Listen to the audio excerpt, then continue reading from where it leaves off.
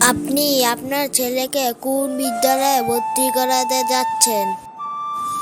হ্যাঁ, আমি জানি আমার ছেলেকে কোথায় ভর্তি করাতে হবে। আমি আমার ছেলেকে পূর্ব ঘোড়াশাল সরকারি প্রাথমিক বিদ্যালয়ে ভর্তি করিয়েছি। আপনি আপনার মেয়েকে পূর্ব ঘোড়াশাল সরকারি প্রাথমিক বিদ্যালয়ে ভর্তি করাতে পারেন।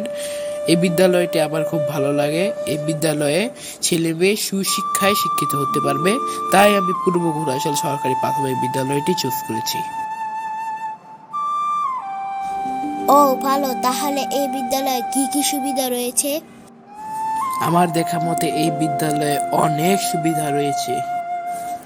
এই বিদ্যালয়ে বড় একটি খেলার মাঠ রয়েছে।